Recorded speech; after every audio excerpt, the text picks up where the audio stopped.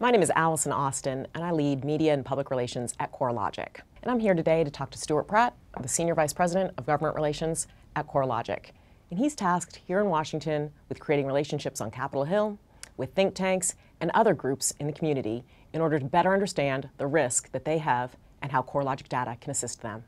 And so today, we're going to spend some time talking about the National Flood Insurance Program, NFIP, and what's happening with the reauthorization of that act. Stuart, what's going on over there? So Congress may not always like deadlines, but NFIP is one of the few acts that requires an absolute reauthorization or it just stops working. There's a couple of key committees that are going to have to kick off this dialogue, the Senate Banking Committee, the House Financial Services Committee. There's good news already. We've had hearings with FEMA held in both the House and the Senate, so we're rolling forward. And maybe most importantly, maybe the first headline coming into all of this is that both of these committees have now decided to put NFIP at the top of their to-do list. And so we would expect to see good work being done between now and probably August, which is where we'd like to see them be in terms of getting a good work product, very mature, or maybe even over the goal line and on the president's desk. What are the changes that are being contemplated? So there's a lot of them, and we're never going to be able to go through all of them. But I think one of the headlines that comes out of last year and out of a vote last year is privatization, more competition, pushing down premium costs. The House of Representatives passed a bill for privatization on a bipartisan basis, more than 400 votes in favor of the bill. So that tells you something about how positive the outlook is. That the House is ready to move on this, and I think they'll be ready to move again. Well, what about CoreLogic? What can CoreLogic contribute to the discussion?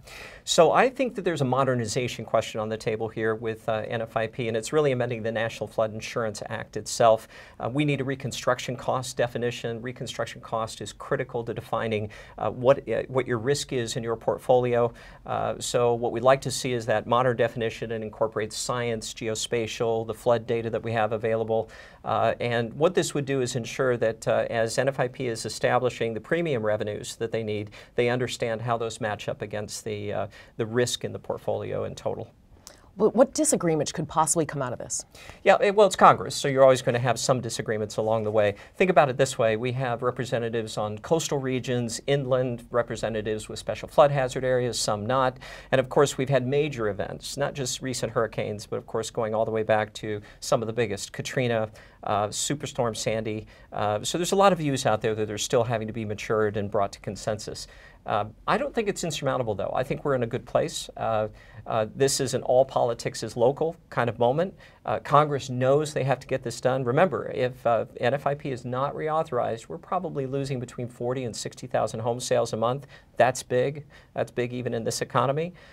So I think what we'll end up with is a mature reauthorization that is complete.